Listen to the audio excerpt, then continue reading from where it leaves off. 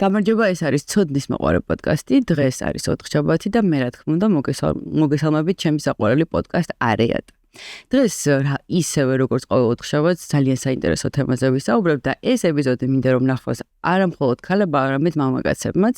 დღეს ჩვენ ვისაუბრებთ ქალის სექსუალურ ჯანმრთელობაზე და რატო გადავწყვიტე ამ თემაზე საუბარი, იმიტომ რომ მიმაჩნია რომ ყველა ქალს აქვს უფლება თავს გრძნომდეს სასურველად და ჯანმრთელად. ამ ჭრილში, ესე ვთქვათ, როდესაც სექსზე საუბრობენ, რატომღაც მხოლოდ ფსიქოლოგიური თვალსაზრისით არის ხოლმე განხილვა. დღეს ჩვენ ვისაუბრებთ მედიცინის, ასე ვთქვათ, შეიძლება ბიოლოგიის თვალსაზრისით და ზოგადად ადამიანის შიგნიდან რა ხდება ჯანმრთელობის თვალსაზრისით და მგონია რომ ერთ-ერთი ყველაზე საინტერესო საუბარი შედგება, რაც კი ამ პოდკასტში ყოფილა და მგონია რომ ამ საუბრის მერე ქალები საკუთარ სხეულს შეიძლება ცოტა სხვანაირადაც შეხედავენ და მიუდგებიან.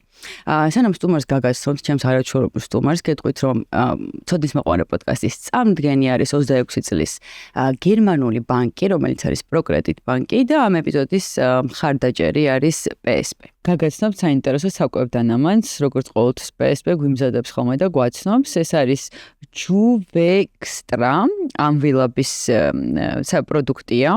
ჯუბექსტრა წარმოადგენს მცენარეული და ამინომჟავური ინგრედიენტების კომპლექსს, რომელიც შექმნილია ზოგადი ტონუსის, ენერგიისა და სექსუალური ფუნქციის მხარდასაჭერად. მისი აქტიური ნივთიერებები ტრადიციულად გამოიყენება როგორც ბუნებრივი საშუალებები ლიბიდოს, ფიზიკური გამძლეობის და ჰორმონალური ბალანსის გასაუმჯობესებლად. ანუ შემადგენლობაში არის ბუნებრივი საშუალებები და ეს საკვები დანამატი რეკომენდირებულია მიიღოთ კომპლექსურ თერაპიასთან ერთად. რაზე მოქმედებს მოკლედ რომ შევაჯამოთ და მე რა თქმა უნდა ამ საკვები დანამატის ლინკს დავტოვებ აღწერაში და თქვენ შეგიძლიათ სრულად გაიცნოთ. სექსუალური ფუნქციის დარღვევების დროს, როგორც მამაკაცებში, ასევე ქალებში, ლიბიდოს შემცირების დროს, ფიზიკური ანუ გონებრივი გადაღლის დროს, ქრონიკული დაღილობის სინდრომი, ვისაც აქვს, ჰორმონალური ბალანსის მხარდამჭერია და ორგანიზმის საერთო ტონუსის ამაღლებას უწყობს ხელს და კიდევ ერთხელ გაიცანით სრულ აღწერას ლინკში, რომელიც იქნება აღწერაში და ექიმთან კონსულტაციის შემდეგ შეგიძლიათ რომ მოიხმაროთ, ესე ვთქვათ, ეს საკვები დანამატი. რაც შეეხება დღეს ჩემს სტუმარს, ვისთან ერთადაც მე ამ არაჩვეულებრივ თემას განვიხილავთ. დღევანდელი ჩემი სტუმარი არის მანანამ გალობლიშვილი. გამარჯობა.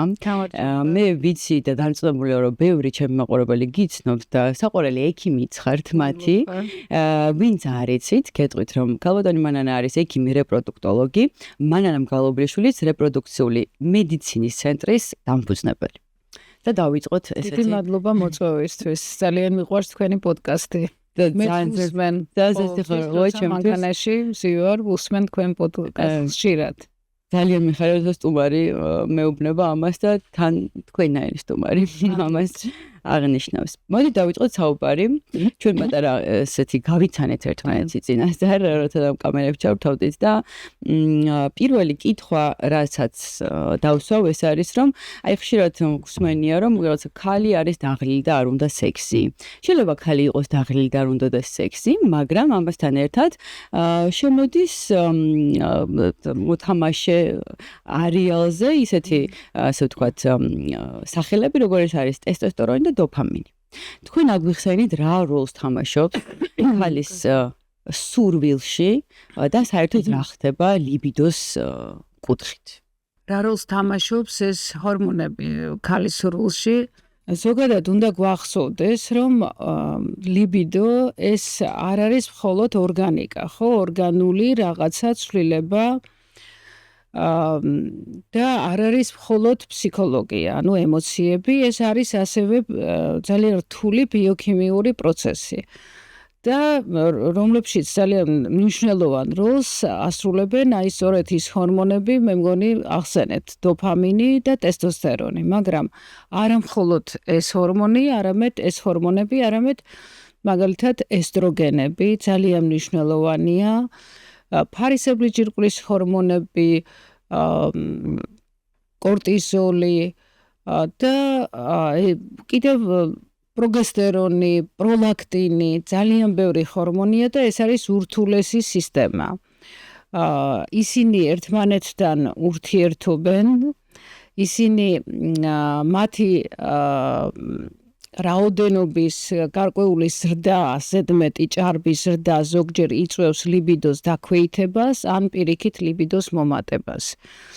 და ქალის ფიზიოლოგია არის ისეთნაირად შექმნილი, მოგეხსენებათ, რომ რეპროდუქციულ ასაკში ქალს აქვს მენსტრუაცია და აი ამ ეს menstruალური ციკლიც თავად არის, მე ვფიქრობ, რომ ეს არის უდიდესი საოცრება, სადაც ყველაფერი იცვლება menstruatsiიდან menstruatsiამდე და ეს არ არის შემთხვევითი. ადრე მაგალითად, ეს უფრო ჩემს ბავშვობაში მახსოვს, გოგოებს უთქვამთ, რომ აი რაღა ქალებს გვაქვს menstruatsiya და რატო კაცებს არ აქვთ და ესეთი რაღაცა, მაგრამ სიამოვნეში menstruatsiya რა არის? ქალის ერთ-ერთი ძირითადი დანიშნულება, ერთ-ერთი არის გამრავლების ფუნქცია, ხო, ბიოლოგიური ფუნქცია გამრავლების და სწორედ აი ამ გამრავლების ფუნქციისთვის არის შექმნილი menstruatsiya. menstruatsiიდან menstruatsiამდე არის ფაზები, როცა იცვლება ამ ჰორმონების მდგომარეობა, რაოდენობა და მათი მოქმედება სხეულზე და მათ შორის რეცეპტორების მგრძნობელობა მათ მიმართ იცვლება. აი მაგალითად თქვენ ახსენეთ დოფამინი ეს არის ესეთი მოტივაციის, ინტერესის ჰორმონი, ხო, დაჯილდოების, აი რაღაცის მოლოდინში რომ ხარ, სიამოვნების მოლოდინში შეიძლება ითქვას. და არის მეორე ტესტოსტერონი, რომელიც მცირე რაოდენობით, რასაკვირველია, ქალსაც აქვს ეს ტესტოსტერონი. ეგრე ვიცნობთ, ხო, ჩვენ ვიცით როგორც კაცის ჰორმონი, მაგრამ ქალსაც აქვს ტესტოსტერონი, რასაკვირველია, გაცილებით ნაკლები, ვიდრე კაცს. და ტესტოსტერონი ეს არის ესეთი სექსუალური სიამოვნების და ენერგიის ჰორმონი, სექსუალური სურვილის ეროგენული ზონების მგრძნობელობის ესეთი ჰორმონი ქალს ისე აქვს და როდესაც მისი რაოდენობა მაგალითად იკლებს მენოპაუზაში, როცა menstruatsiები წყდება, მაშინ ლიბიდოს დაქვეითების ერთ-ერთი მიზანი ეს არის. მაგრამ ლიბიდოს დაქვეითებაზე არ შეიძლება ვისაუბროთ მხოლოდ ერთი კუთხით. ეს იმდენად რთული პროცესია, აქ ერთმანეთთან კავშირშია, მაგალითისთვის ვამბობ, როგორც ემოცია, ანუ ეს ჰორმონები იწვევენ ემოციას, ხო? ჩვენ როგორც აღვნიშნეთ, მათ შორის ესტროგენიც და სხვა ჰორმონები. ეს იწვევს ემოციას, ეს იწვევს სურვილს, მაგრამ ამავე დროს თვითონ ემოციაც იწვევს ამ ჰორმონების მატებას. ანუ არ არის აქ ისე, რომ ეს ჰორმონია ესე როგორც რობოტივით რომ მიაწოდო ჰორმონი, ხო, შეიძლება წარმოვიდგინოთ რომ მიაწოდე ჰორმონი და აუცილებლად ლიბიდო ექნება ქალს, ესე არ ხდება. აქ ემოციაც არის ჩართული, შეიძლება ჰორმონები არ იყოს მაღალი, მაგრამ იმდენად ძლიერი იყოს ეს ემოციური ფონი, რომ მან გამოიწვიოს ამ ლიბიდოს ზრდა და ამ ჰორმონების აწევა შესაბამისად. და აი თქვენ რომ ვთქვით რა შეიძლება იყოს ნორმა და ტესტოსტერონი რა ფარგლებში ესე ვთქვათ რა უნდა კონდეს ქალს ზოგადად, ხო? აი კი ვიცით რომ კაცის ჰორმონია, მაგრამ აი ვთქვათ რაზე დაბალი უკვე შეიძლება რომ ვთქვათ ლიბიდოზე აისახებოდეს და რაზე მაღალი არ შეიძლება რომ იყოს. ან მომატებულია, მაშინ რა ხდება? ქალის ტესტოსტერონი ბევრად უფრო ნაკლებია, ვიდრე ქალის თავის ნორმატივები აქვს და ლაბორატორიებს აქვთ ყველას თავისი ნორმატივი, როგორც ყველა ჰორმონზე. ის შეიძლება იყოს განსხვავებული და იქ წერია, როგორც წესი დასკვნაში, როგორც ლაბორატორია წერს, რომ რეპროდუქციულ ასაკში ამდენია, მენოპაუზაში ამდენი და ასე შემდეგ.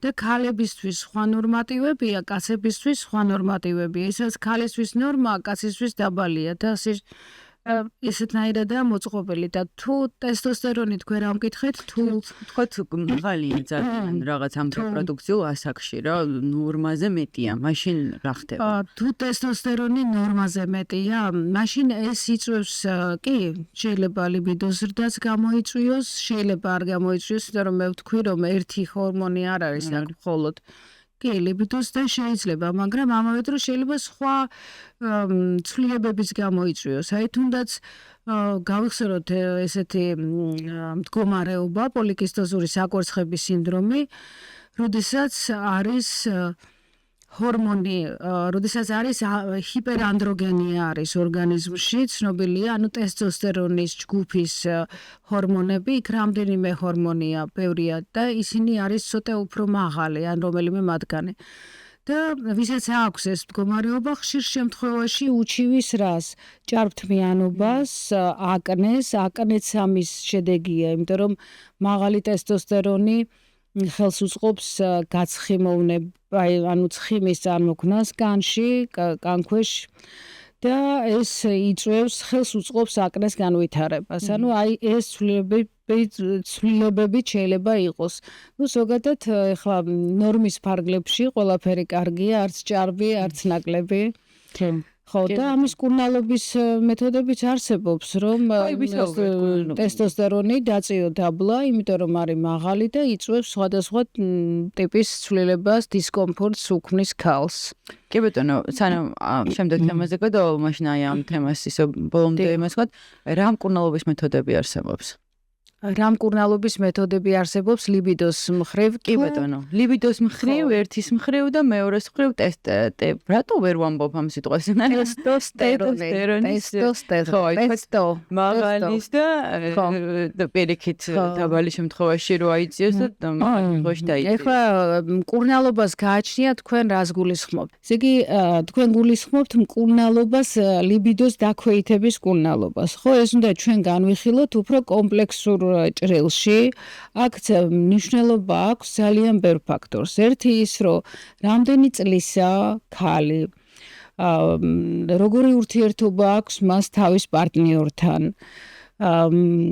თქვათ, ამასთანავე როგორი ცხოვრების რეჟიმი აქვს და ჯანმრთელობის მდგომარეობა. menstruალური ციკლი როგორია, menstruალური ციკლის დროს ხომ არ არის რაიმე ცვლილებები და აი ამ menstruალური ციკლის შესახებ მე გავგნებავთ ვისაუბროთ. აი ამ ყველაფრის გათვალისწინებით ხდება მკურნალობის შერჩევა. ეს შეიძლება იყოს კი გარკვეული ჰქონდეს ცვლილება, დაავადება, რაღაცა ჰორმონალური, თუნდაც ფარისებრი ჯირკვლის ჰორმონები, ხო? ისინიც მოქმედებენ ლიბიდოზე. იმიტომ რომ ეს ჰორმონები, რაც ჩვენ ჩამოვთვალეთ, ისინი ურთიერთქმედებაში არიან. ამიტომ აი ეს ჯანმრთელობის მდგომარეობა, ესე დავარქვათ, ხო, იქ ჰორმონალური ფონი როგორია, აი ამ ყველაფრის ჩეკინგი, ასე ვთქვათ, სკრინინგი. და აი ამ ყველაფრიდან გამომდინარე ჩვენ მკურნალობთ ან ვაძლევთ სწორ მიმართულებას. შეიძლება დაჭირდეს პლუს ფსიქოლოგი, ან პლუს თქვათ რაღაც შეიძლება პლასტიკური გინეკოლოგის ჩარევა შესაძლოა. შესაძლოა ამ ჩარევას ქონდეს ესეთი ფსიქოლოგიური ფაქტორი, სხვა არაფერი, ხო? ზოგჯერ არის ისევე როგორც თქვათ სახეზე ხო რაღაცა პლასტიკური ჩარევა ხდება, მხოლოდ იმიტომ რომ თვითონ იგრძნოს თავი ქალმა თავდაჯერებულად. ასევე გააჩნია ასაკს მე რატო ვახსენე, აი მაგალითად თუ მენოპაუზაში ან ქალი 40 წლის შემდეგ, ხო მით უმეტეს 50 წლის, როდესაც უკვე მენოპაუზასთან ახლოს არის, იქ ესტროგენების რაოდენობა მცირდება.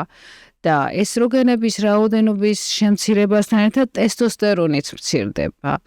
დოპამინიც მცირდება და ეს გავლენას ახდენს ლიბიდოზე. არა მხოლოდ ეს ახდენს მაგალითად მენოპაუზაში ლიბიდოს დაქვეითებას იწვევს არა მხოლოდ ეს ფაქტორები, არამედ თუნდაც ის რომ კუნთები, აი კუნთის მასა მცირდება. ესეც შედეგია მენოპაუზალური ცვლილებების.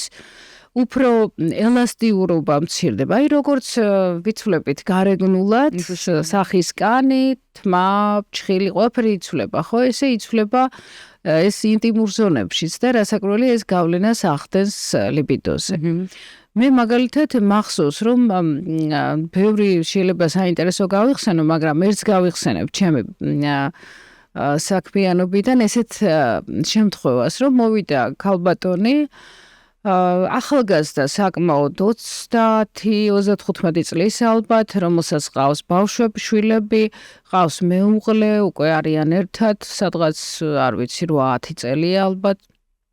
და მოვიდა თქვა რომ საერთოდ არ მინდა მეუღლეს თან სქესობრივი ურთიერთობა რისთვის მოვიდა ის იყო მთავარი მიზანი ანუ ლიბიდო მაქვს დაქვეითებული და მინდა რომ ეს გამოვასწორეთ დრო და იქნებ დამეხმაროთ როდესაც რასაკვირველია აქ მხოლოდ იმ კუთხით რომ წავსულიყავით რომ რაღაცა ჰორმონალური კვლევები ჩააიტარე ეს თავისთავად ყველას ისედაც ჭირდება გარკვეული პერიოდულობით ან იქ ეკოსკოპია და მაშინ ვერაფერს ვერ გავიგებდით მაგრამ როცა ესეთი საკითხი დგას მე ყოველთვის ვუღრმავდები უფრო ვეკითხები ძალიან მნიშვნელოვანი ასევე პარტნიორთან ან მეუღლესთან როგორი ურთიერთობა აქვს ხო ეს ხო ან ოჯახში როგორ არის ბავშვები როგორ არის რა სად მუშაობს რა პროფესიის რამდენად დაკავებული ამას ყველაფერს აქვს მნიშვნელობა ერთობლიობაში უკვე რაღაცა სურათს გიქმნის ფსიქოლოგიურს და აღმოჩნდა რომ მეუღლე ყავს იმდენად ეჭვიანი იმდენად ეჭვიანი რომ თქვა შეიძლება ბევრმა ვერც დაიჭეროს რომ აივანზედაც რომ გადის და იყურება იქაც კი უუბნება რატომ დგახარ აივანზე ამდეხანს ვინმეს ხომ არ უყურებ ანუ აი ესეთი რასაკვირველია არ მუშაობს იმიტომ რომ არ მისცემენ ამის უფლებას ანუ წარმოიდგინეთ ის იმდენად მძიმე სურათი დახატა თუ ხო მოყვა რომ რასაკვირველია იქ შეუძლებელია რომ დაეხმაროთ თუ აი ამ ფსიქოლოგიურად ხო აი ამ კუთხით თუ არ იმუშავებს ესეც რთული საკითხია ხო აქ ოჯახია აქ მეუღლეა აქ ბავშვებია ძართული ამ დროს თავადაც ესმის თვითონ ხო ეს მეკითხა თვითონ ისმის რომ შეიძლება მისი ლიბიდოს მდგომარეობა იყო გამოწვეული რომ მაგ მდგომარეობაში ცხოვრობდა ესმის მაგრამ იქიდან გამომდინარე რომ შეიძლება გამოცდილება არ აქვს ან ექიმი არ არის ხო სამედიცინო სფეროსგან შორსა უბრალოდ ის ფიქრობს რომ იქნება არსებობს რამე ჯადოსნური წამალი რომელსაც მივიღებ და მომინდება მეუღლესთან სქესობრივი ურთიერთობა, ანუ ლიბიდო გამეზდება და სხვათა შორის მეუღლემ გამოუშვა. ხო, თვითონაც როცა ვკითხე რომ თქვენი სურვილით აი რო არა გაქვს ლიბიდო, რო არ გინდა, რატო გაწუხებს? ხო, მე გალებს ხშირად ვეკითხები. არ გაქვს რა პრობლემაა? ჯანმრთელობისთვის რა არაფერი საშიში არ არის აქედან გამომდინარე თუ რა. არა ჩემს პარტნიორს ხომ უნდა და მე რო არ მინდა ეს რასაკვირველია ეს ქმნის ესეთ ვთქვათ დისკომფორტს. ანუ ურთიერთობაში შეიძლება ურთიერთობაზე ეს აისახოს. ხო, ნუ როდესაც მე უნდა და შეგინდა რა თქმა უნდა ეს ხო და ამის გამო მოდიან უმეტესად ხშირად მეუღლეები ესე ვთქვათ ხო შვებენ რომ იქნებ რაღაცა ხო. კი ჩვენ აუცილებლად ვისაუბრებთ მამაკაცების მხრიდანაც მაგაზე სხვა სტუმართან ერთად რომელსაც რჩევასაც თქვენ კითხავთ მე ეთერს გარეთ იცით რა არის აი ეხლა თქვენ რო თქვით რომ აი მოდიან და კითხულობენ რომ მე არ მინდა ანუ მეუღლემ რომ არ გამოუშვას თვითონ რომ არ უნდა მის ჯანმრთელობას ეს რამე საფრთხეს უქმნის? ზოგადად იცით აი ამ კითხვას ესე დავსვამდე უფრო დავაზუსტებ იმიტომ რომ ესეთი პაციენტის მხოლია როდესაც მოდის და მეუბნება რომ იცით მე ძალიან იშვიათად მაქვს ურთიერთობა სქესობრივი ჩემს მეუღლესთან და ვიცი რომ ეს იმიტომ რომ ჩემი მეუღლე წასულია ან რაღაცა სხვადასხვა ქვეყანაში ვართ ან რაღაცა ხდება და ძალიან ნერვიულობ ეს ხო არ იმოქმედებს ჩემს ჯანმრთელობაზე. ან კიდევ არის ესეთი რამე რომ თქვათ არ ხვდება სპერმა ჩემს ორგანიზმში, ხო არის თავდაცვის საშუალებები სხვადასხვა მაგალითად კონდომი და ასე შემდეგ და ეს ხომ საჭიროა ჩემი ორგანიზმისთვის რომ იქ მოხდეს. ანუ ესე ფიქრობენ და ესე მეკითხებიან. ეხლა ამას ალბათ დაახლოებით ამის კითხვა გინდათ თქვენ და ამასთან დაკავშირებით და დაღლილობასთან დაკავშირებითაც გეტყვით. საერთოდ თუ ქალს არ აქვს სქესობრივი ურთიერთობა, მაგრამ მას ეს არ უნდა, ამაში არანაირი პრობლემა არ არის და ეს არანაირ ესე ვთქვათ საფრთხეს არ უქმნის ჯანმრთელობას. სხვა საკითხია, როდესაც გყავს პარტნიორი, როდესაც გყავს მეუღლე, რომელსაც უნდა და შენ არ გინდა. ან მაგალითად, არის სხვადასხვა ტემპერამენტის ადამიანები. ყველა განსხვავდება ერთმანეთისგან. შეუძლებელია, რომ ყველას ქონდეს მაღალი ლიბიდო და მაინც აი ამ დონეზე და არა ამ დონეზე. ყველას განსხვავებული აქვს. ესეც ნორმალურია. უბრალოდ პრობლემა არის მაშინ, როდესაც მაგალითად წყვილში ერთს აქვს უფრო მაღალი ლიბიდო, მეორეს ბევრად დაბალი. შეიძლება ზუსტად ერთნაირი არ იყოს, მაგრამ რაღაცნაირად აბალანსებდეს და როცა ვთქვათ, ქალს არ უნდა მთელი თვე, კაცს უნდა უფრო ხშირად, ვთქვათ, ყოველდღე ან პირიქითაც ხდება რასაკვირველია, ეს ქმნის პრობლემას და აქ ცხადია, რომ ქალს, ამ შემთხვევაში ქალებზე ვსაუბრობთ, ქალს უნდა რომ დავეხმაროთ, რომ მას მოუნდეს. ის ამბობს, რომ როგორც თქვენ ახსენეთ, რომ იცით, აი მიყვარს, სხვა შორის ამბობენ ხშირად, რომ ძალიან მიყვარს ჩემი მეუღლე, აი ყველანაირად ვზრუნავ მასზე, აი არაჩვეულებრივი მეგობრები ვართ, ამდენი წელი ერთად ვართ, ყველაფერი, მაგრამ აი არ მინდა უბრალოდ, აი რაღაცნაირად არ მაქვს ინტერესი, არ მაინტერესებს. სექსუალურად. კი, სექსუალურად არ მინდა, არ მაინტერესებს. ესეთ კითხვასაც ვუსვამ, რომ იქნებ არ მოგწონთ ფიზიკურად, ხო, შეიძლება რაღაც ესეთი ის იყოს, მაგრამ არა, ძალიან ყველანაირად, მაგრამ არ მეზარება, ხო, რატო? აი აქაც გამოდის იმ ჰორმონების ამბავი, რაც ჩვენ ვთქვით, დოფამინი, რომელიც არის ინტერესის, მოტივაციის, აი ეს ძირითადად ეს მაინც ჰორმონალურთან არის კავშირში. თუ სხვა ფაქტორები არის. თუ მოხსნილია, თუ არ არის ფსიქოლოგიური და თუ არ არის ორგანულიც, რომელიც ასევე შეიძლება იყოს თავისებურება ან ასაკობრივი ცვლილებებით გამოწვეული. ხო. გასაგები. კი ბატონო, დაღლაზე თქვით, დაღლაზეც გეტყვით რაღაც. დაღლაზე ხო, აი ეს არის დაღლაზე, როდესაც ამბობს ქალი, რომ ვიღლები და იმიტომ არ მინდა, ესეც არის, მართლა შეიძლება დაიღალოს ქალი, ხო? თუ ის არის ფიზიკურად ძალიან დაკავებული და დღეს სამწუხაროდ თუ საბედნიეროდ არ ვიცი, მაგრამ უმეტესად უკვე ქალი ისეთივე აქტიურია, როგორც მამაკაცი, ხო? მუშაობს დღეში შეიძლება 8 კი არა 12 საათიც. თუ ძალიან იღლება ეს ტვინი გადართულია, სტრესია ყოველდღიურია, ეს ყველაფერი რასაკვირველია მოქმედებს ამ ჰორმონებზე. რა ვიცი, ძალიან რთული საკითხია, მრავალწახნაგოვანი შეიძლება ითქვას და აქ მენსტრუალური ციკლი მოგეხსენებათ. ერთი ძალიან საინტერესო რაღაც ახსენეთ, რომ ლიბიდო მამაკაც და ქალს წყვილებს შეუძლის. შეიძლება ქონდეთ აბსოლუტურად განსხვავებული, ხო? საერთოდ აი თუ რამე არ ვიცი დაგვირვება ინფორმაცია არსებობს, კაცს უფრო მაღალი ლიბიდო აქვს ქალთან შედარებით სტატისტიკურად, თუ არ არის ეგეთი რაღაცა, ინდივიდუალურია. სტატისტიკურად კაცს უფრო მაღალი ლიბიდო აქვს, იმიტომ რომ ტესტოსტერონი აქვს მაღალი. კაცს უფრო მეტი ძალა აქვს, ენერგია. რატო აქვს ძალა? იმიტომ რომ ტესტოსტერონი აქვს მაღალი. კი, ეს ქალთან შედარებით რომ ამაზე ხაზი გასმოდა, რომ ადამიანებმა ეს კარგად იცოდნენ, რა შეიძლება აცდენა იყოს.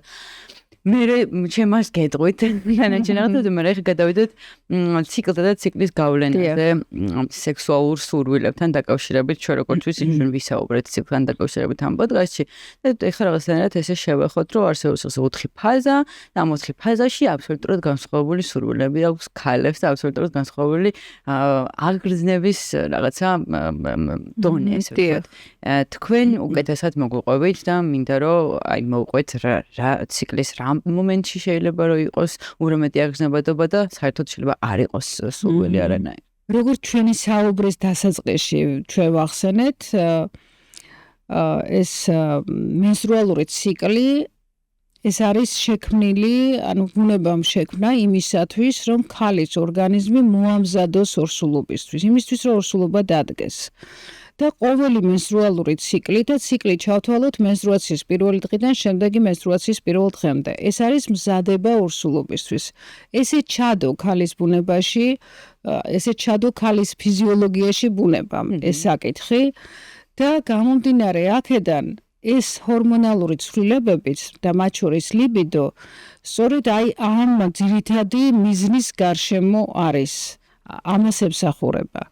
მაგალითად, რა ხდება menstruatsiიდან menstruatsiამდე? menstruatsiიდან menstruatsiამდე ხდება ის, რომ menstruatsiya როგორც კი დაიწყება, იქიდან დავიწყოთ, იწყებს საკვერცხეში კვერცხუჯრედის ზრდას, იმისათვის, რომ ფოლიკულის ზრდას, იმისათვის, რომ ის შემდეგ გასკდეს, ანუ მოხდეს ოვულაცია, ბევრმა იცის რა არის ეს ოვულაცია.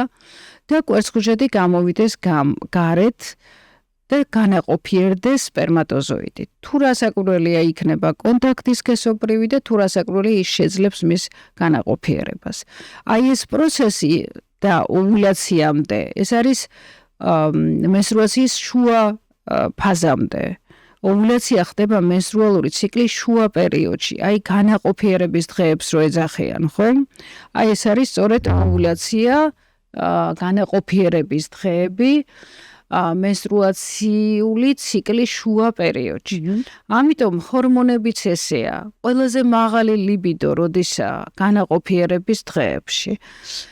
კი, ახლა გასაგებია ზოგ შეიძლება სულ კონდეს ლიბიდო, მაგრამ ეს ესე ზოგადად პოპულაციაში, ქალებში არის ესე, რომ menstruacიის დროს ყველაზე დაბალი ლიბიდოა. კი, menstruacიის დროსაც აქვს სქესობრივი კონტაქტი და აქვს ხოლმე ამის სურვილი და ასე შემდეგ, მაგრამ მაინც ვამბობთ ზოგადად უმეტესად როგორ ხდება. menstruacიის დროს არის ყველა ჰორმონი ძალიან დაბალ ნიშნულზე.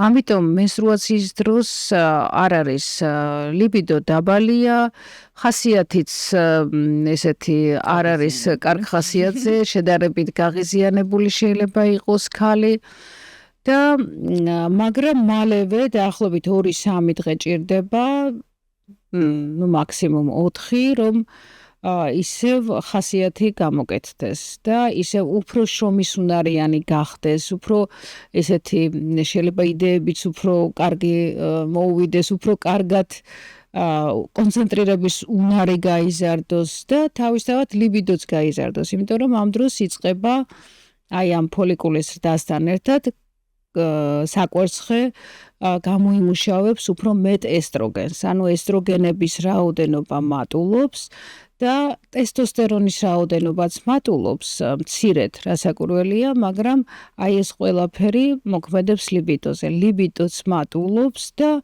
ის პიკს აღწევს შუა პერიოდში, როდესაც ხდება ოვულაცია, როდესაც კვერცხუჯრედი გამოდის იმისთვის, რომ განაყოფიერდეს და თუ ამ დროს ქალს არ ექნება კონტაქტი, მაშინ ის ვერ დაურსულდება და ბუნებამ ისე ჩადო, რომ ეს ლიბიდო იყოს ყველაზე მაღალი იმ განაყოფიერების დღეებში. შემდეგ უკვე მეორე ფაზაში გადავდივართ, ხო? მეორე ფაზაში შუა პერიოდიდან menstruatsiამდე აქ რა ხდება? ეს ჰორმონები აქ ნელ-ნელა შემოდის პროგესტერონი. მოკლედ შეგვიძლია წარმოვიდგინოთ როგორც ესეთი დიდი ორკესტრი, რომელიც რაღაცა სიმფონიას უკრავს menstruatsiიდან menstruatsiამდე. ჯერ უკრავს ერთი პარტია, იქ ესტროგენის სხვა ჰორმონებიც, მაგრამ ძირითადი ხმა მაინც მისია. შემდეგ უკვე ეს პიკს აღწევს როგორ ქვია, როცა ესეთი მუსიკა, როცა არის სიმფონია, ყველაზე მაღალი ხო, ვიმახსოვს სიტყვამ, ხო, ხდები რასაც გულისხმობ. კულმინაცია, ხო, ყველა იმაში არის, ეს კულმინაციას აღწევს ოვულაციის დროს და ოვულაციის შემდეგ უკვე შემოდის პროგესტერონი. პროგესტერონი როგორი ჰორმონია, ის არის უფრო სიმშვიდის, ის ხელს უწყობს მოდუნებას, ცოტა შეიძლება ძილიანობასაც იწვევს და ეს ყველაფერი რისთვისაა საჭირო, რომ ორსულობა თუ დადგა, უკვე აღარ არის ლიბიდოც ნელ-ნელა იკლებს და უკვე თუ დადგა, ხო, უკვე აღარ არის იმის აუცილებლობა, რომ მქონდეს სქესობრივი ურთიერთობა. კი, შეიძლება, მაგრამ მაინც ლიბიდო იკლებს, ნელ-ნელა მიდის დაბლა. და უკვე მაშინ, როდესაც ორგანიზმი გაიგებს, მიხვდება, რომ ის არ არის ორსულად, ვერ მოხდა განაყოფიერება, ან ვერ მოხდა მიმაგრება უბრალოდ.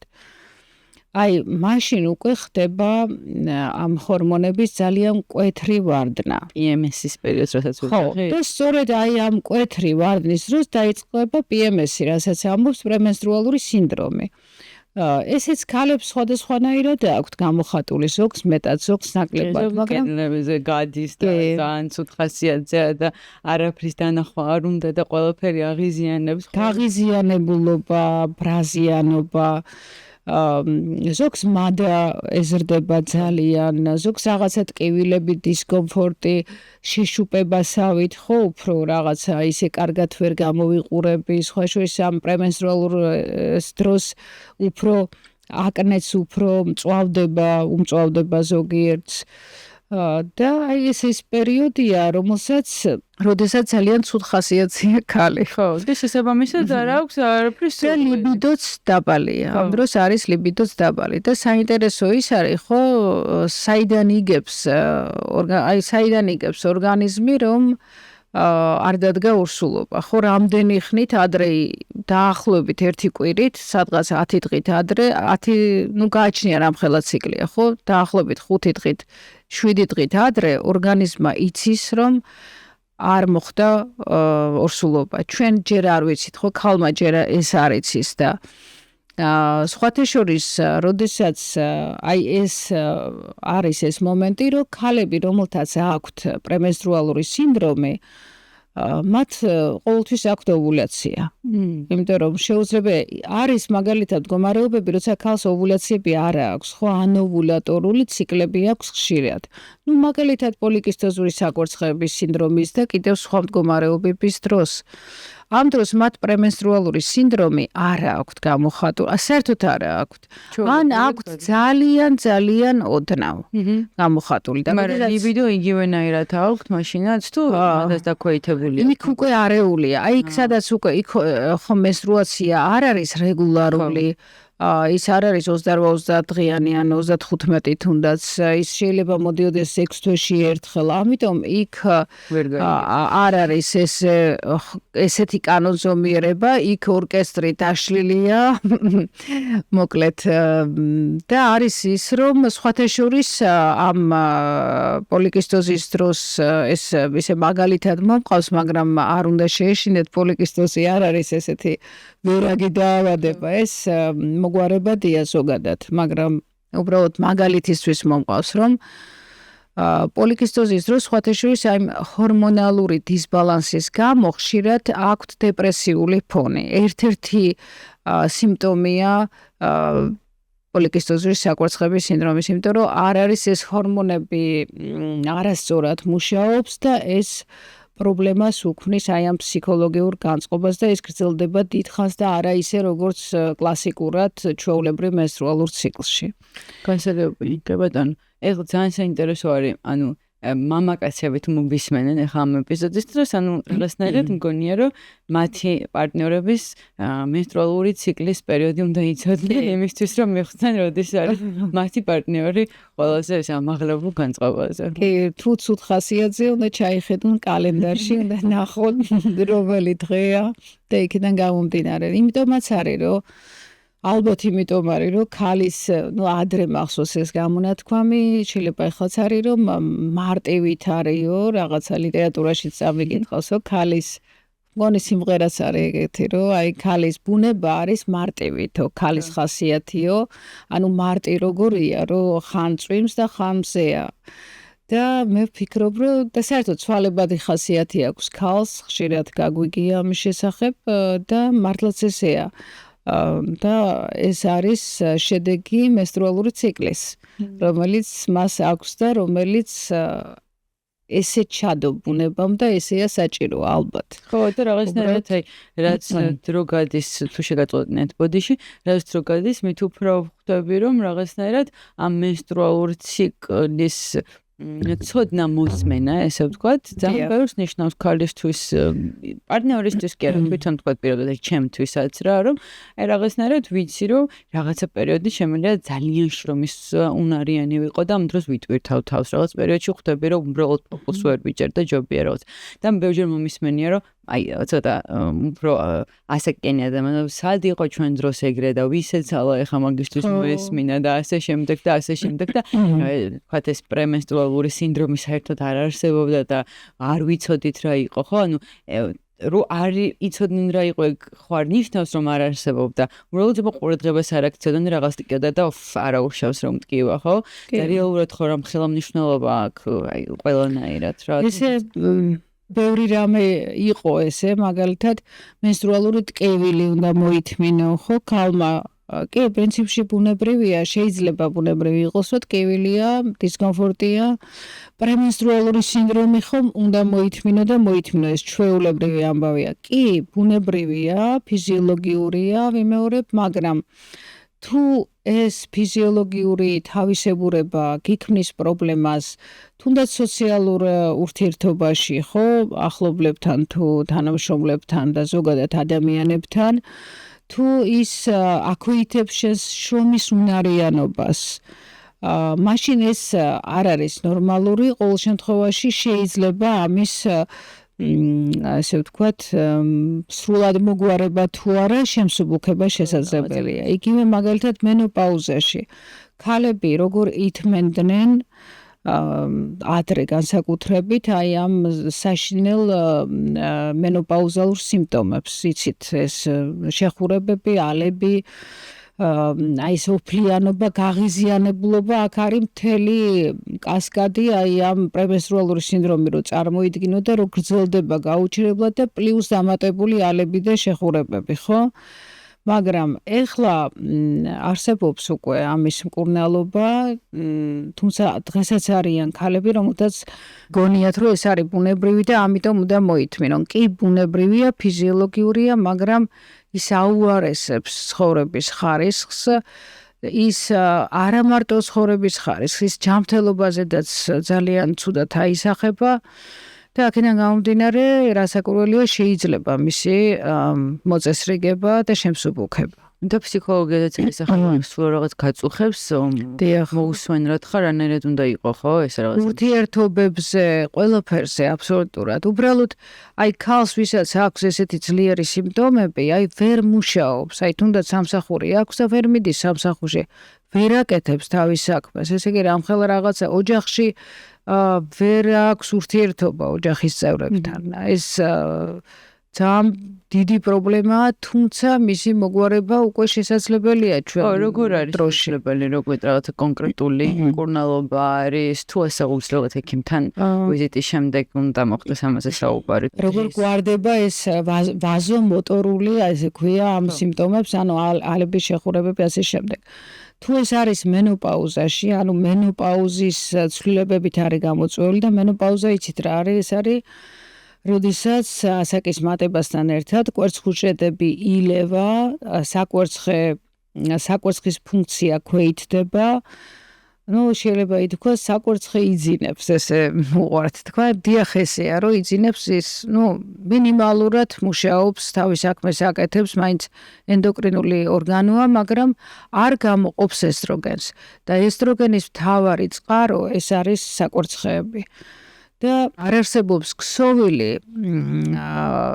არ არსებობს ორგანო ქალის ორგანიზმში, რომელსაც არ ჰქონდეს რეცეპტორები ესტროგენის მიმართ და რომელიც არ განიცდიდეს ესტროგენების გავლენას მისი რეპროდუქციული ასაკის განმავლობაში. როდესაც ხდება მწვავე დეფიციტი აი ამ ესტროგენების, ამაზე რეაგირებს ყველა ორგანო და ქსოვილი. ეს ჩვეულებრივ რო წარმოვიდგინოთ, კი დაბერების პროცესია, ხო, ადამიანი 25 წლის შემდეგ ბერდება, ესე არის ბიოლოგიურად და ესტროგენების ნაკლებობა აისახება მათ შორის თავის ტვინის ქსოვილზე, რომელსაც აქვს რეცეპტორები ესტროგენების მიმართ, არ არის ესტროგენები, ირღვევა მათ შორის ეს ნეირონულ დონეზე ცვლა და აქედან გამომდინარე იწყება ეს გადახურების შეხურებები ანუ ესე რომ წარმოვიდგინოთ ტვინის ქსოვილი არასწორად აღიქვამს იმ იმპულსებს რომელიც მოდის ორგანიზმისგან და ის რადგან არაადეკვატურია ამ სიგნალების მიმართ და აქედან გამომდინარე ის იძლევა ესეთ მას პატარა სითბო, ხო, რატო არის ქალები ამბობენ, რომ ზაფხულში უფრო მაწუხებსო. ზამთარში რომ მოდიან, ზაფხულში უფრო მაწუხებს ალები, იმიტომ რომ პატარა სითბო ან ცოტა კარგი ამინდი, ხო, ამას აღიქვამს როგორც ორგანიზმის გადახურებად. და უშვებს, მოკლედ ესე ვთქვათ, აციებს, ერთგვარი თერმოსტატია. და აი ეს ბალანსი დარღვეულია ალების შეხურებები იწყება და რა არის ამ დროს საჭირო თუ ჩვენ მივაწოდებთ ესტროგენებს გარედან ორგანიზმს რომელიც მას არ აქვს ამ შემთხვევაში ეს სიმპტომები ლაგდება ძალიან ეფექტურია თითქმის 95% შემთხვევაში არის ეფექტურობა საკმაოდ მაღალია და ალების შეხურებები იგივე გაღიზიანებულობა ყველა ეს სიმპტომები ქალს უკრება. აი ამასთან დაკავშირებით მინდა გითხრათ ეს უბრალოდ ისეთი სიახლეა ამ ჰორმონალურ თერაპიასთან დაკავშირებული ის რომ ადრე იყო ძალიან ბევრი აკრძალვები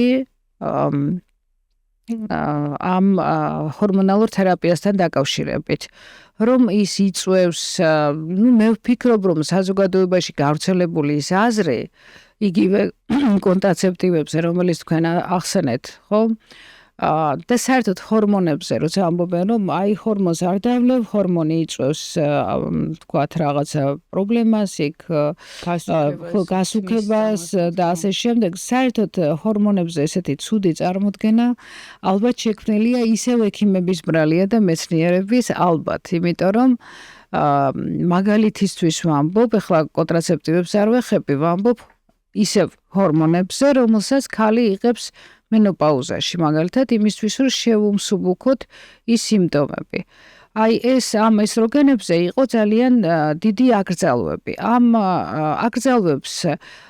აკრძალვების შავყუთსაც უწოდებდნენ რომ აი და ახლა არის ესეთი ინფორმაცია სულ ახალი რომ ეს შავი ყუთის აკრძალვები ჰორმონ შენაცვლებით თერაპიაზე მენოპაუზაში მოიხსნა და რას ნიშნავს ეს რომ თუ კი ადრე იყო საუბარი იმაზე რომ ეს იწვევს მაგალითად ალცჰეიმერის დაავადებას ხელს უწყობს ან ოსტეოპოროზს უწყობს ხელს ესეთი აზრიც იყო გულსიზარღვთა დაავადებებს უწყობს რა უწყობს ხელს ჰორმონ შენაცვლებითი ეს აღმოჩნდა რომ ეს არ არის სწორი ეხლა რატომ მაშინ როგორ დაუშვეს ამ ყველა შეცდომა ხო მე ეს კითხვა დამებადა მაშინვე მაგრამ როგორც ამას განმარტავენ ეს კვლევები ჩატარებულია რამდენიმე 10 წლეულის უკან და არასწორად არის აღებული ჯგუფი ანუ საკმაოდ ფართო ჯგუფია უფრო ასაკობრივად ძალიან მაღალი დიდი ასაკის ხალხია აღებული და აქედან გამომდინარე ეს არ შეესაბამება სიმართლეს. რასაკვირველია ასაკის მატებასთან ერთად როცა მაგალითად რაც არ უნდა ჰორმონ შენაცვლებით თერაპიაზე იყო ოსტეოპოროზი, გულსისარღვთა დაავადებები რაღაცა ასაკში თუნდაც 90 წლის ასაკში განვითარდება, ხო? 80 წლის ასაკის შემდეგ.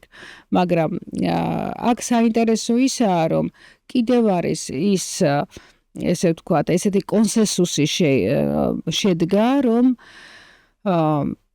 ჰორმონ შენაცვლებითი თერაპია, როდესაც ქალს აქვს მენოპაუზა, თუ ადრე ჩვენ ნიშნავდით მხოლოდ მაშინ, როდესაც მას ჰქონდა ეს აუტანელი სიმპტომები, რაც ჩამოთვალეთ, ალების შეხურებები, ოფლიანობა და ასე შემდეგ. ახლა უნდა დაინიშნოს, ყოველ შემთხვევაში უნდა რეკომენდაცია მიეცეს ქალს უნდა მიეცეთ რეკომენდაცია, რომ დაუნიშნოთ ესტროგენ შენაცვლებითი თერაპია, მიუხედავად იმისა, რომ მას არანაირი სიმპტომები არ აქვს, მაგრამ შედის ან უკვე შევიდა მენოპაუზაში. რატომ? იმიტომ რომ ჰორმონ შენაცვლებითი თერაპია ეს არის პრევენცია ოსტეოპოროზის, იცით, ანუ ძვლის სიმყიფე მატულობს ასაკთან ერთად, იცით რომ არ არის აუცილებელი რამე ტრავმა მიიღო, შეიძლება უბრალოდ ხოდით ასაკში, ხო იცით ბებიებს და იმათ რომ უტყდებათ და მე შეხორცების პრობლემა, ანუ ოსტეოპოროზის პრევენცია, გულსის ზარხვთა დაავადებების, ინსულტის, ასევე უროგენიტალური სხვადასხვა დაავადებების არის ხშირად აწუხებთ ეს შარდის შეუკავებლობა და აი ამ შარდვის პროცესთან დაკავშირებული პრობლემები, იგივე საშოს სიმშრალე, ტკივილი და აი მთელი ბუკეტი, ესე ვთქვათ, რომელიც ასაკის მატებასთან არის ქალებში. ანუ ესტროგენებით რას ვაკეთებთ ჩვენ? ჩვენ ამ სიმპტომების პრევენციას ვახდენთ. რასაკვირველია ასაკის მატებასთან რაღაცა დროში 100 წლის რო გახდები კი რაღაცები გაჩნდება ნელ-ნელა, მაგრამ ეს ხდება ესე ვთქვათ მარტივად რო წარმოვიდგინოთ ახალგაზრდობის გადავადება, ანუ გახანგრძლივება უფრო სწორად და სიბერის გადავადება ხდება. აი ამ ესტროგენ შენაცვლებითი თერაპიით. და აი ეს არის სიახლე, რომ ყველას შეგვიძლია მივცეთ რეკომენდაცია. კი ბატონო, გვერდითი ეფექტი არა აქვს? გვერდითი ეფექტი, გვერდითი არა, უფრო მე მგონი უფრო მნიშვნელოვანი გვერდითი ეფექტი ნაკლებად. ინიშნება მაშინ ესე რომ ის არ ინიშნება, ანუ უკუჩვენება, რა არის უკუჩვენება? უკუჩვენება აქვს, ეს არის სარძევე ჯირკვლების, ძირითადად ეს არის სარძევე ჯირკვლების ონკოლოგია, ანუ სიმსივნე, კიბო, სარძევე ჯირკვლების კიბოს ისტორია. ანუ თუ მას აქვს პირადად გადატანილი, ან შეიძლება იმ დროში აქვს, ამ შემთხვევაში რასაკვირველია არ ინიშნება და აქ უკვე ვეძებთ სხვა საშუალებებს.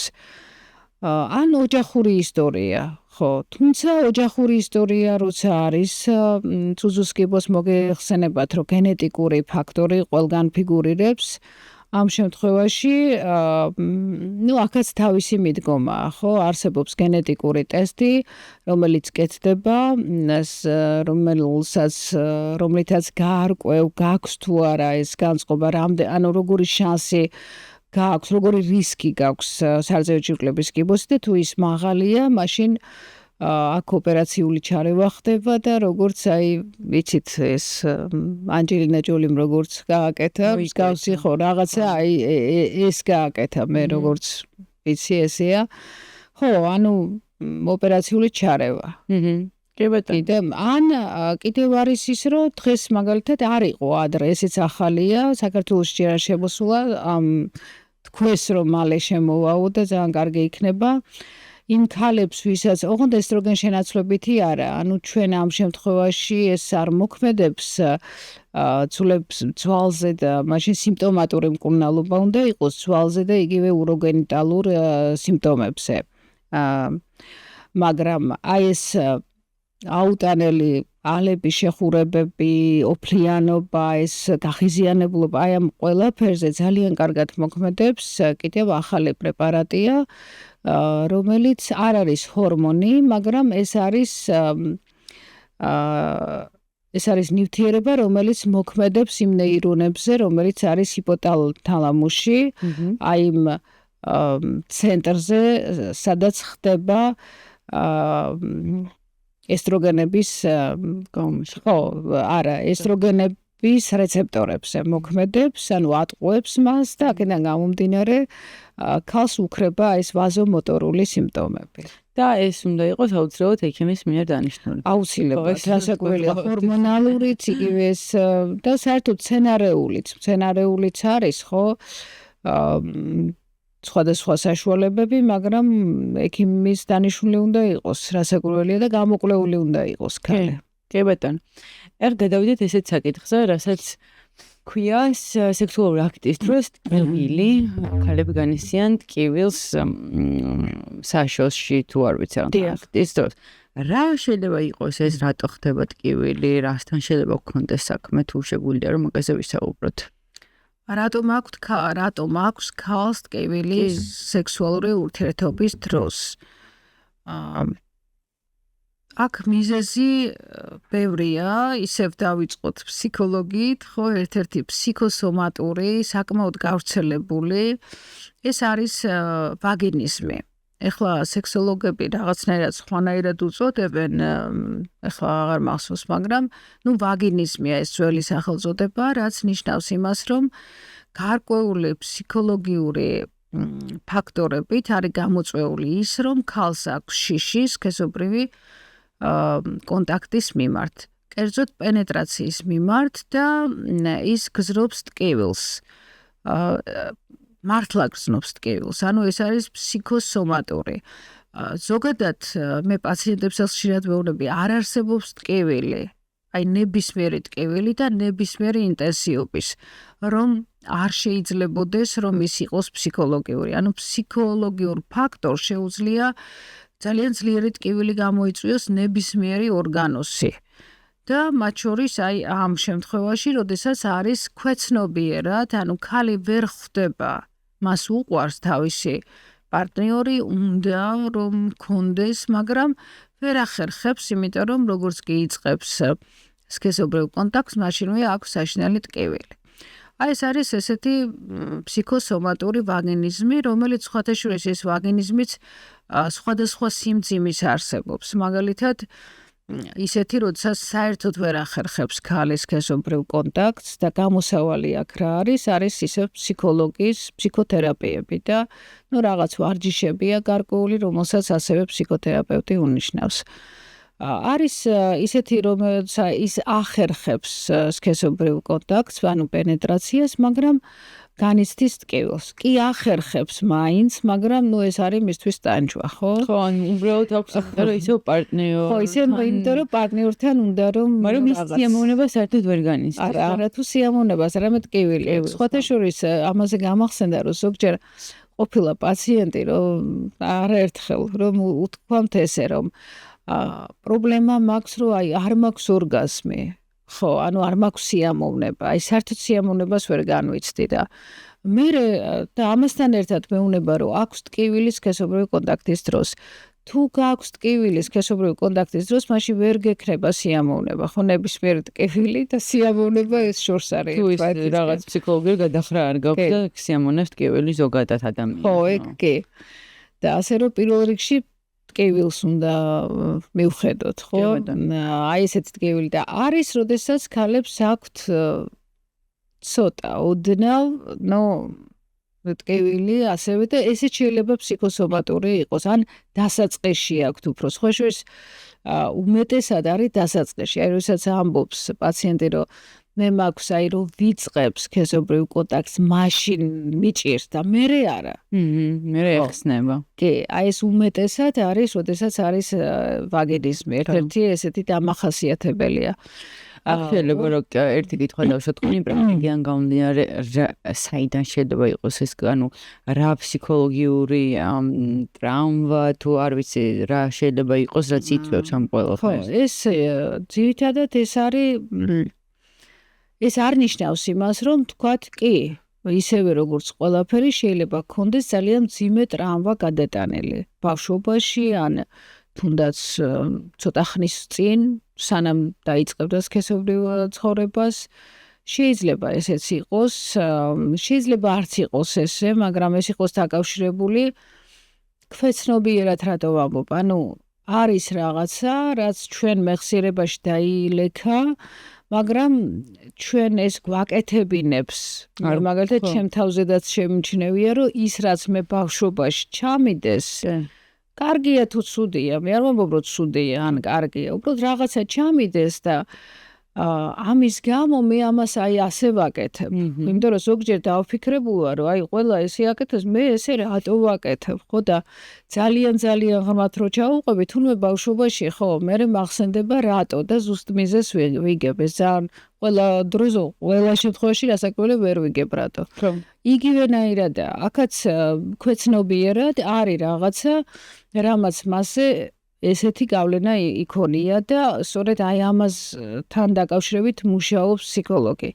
ან მაგალითად მოქმედებს იგივე აღზრდა, რაღაცა აკრძალვები ბავშვობაში, შეიძლება რაღაც რელიგიური კუთხითაც იყოს რაღაც, ხო, გარკვეულ მასში უფრო მეტად იყოს ეს ვაგინიზმი.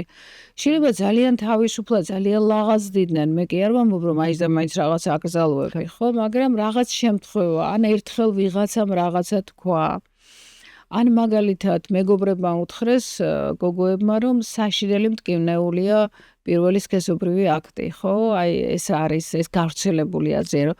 იქნება სისხლი, იქნება ტკივილი, აი რაღაცა საშინელება და აი ეს ხოთაშურის ესეც უთქვამთ ხოლმე რომ აი მეუბნებოდა ჩემი და ან ჩემი მეგობარი რომ საშინელი მტკივნეულია და სულ მეშინია ამის გამო. და მაგის გამო მერეც ესეთი მითი მოხდა ხო მისთვის?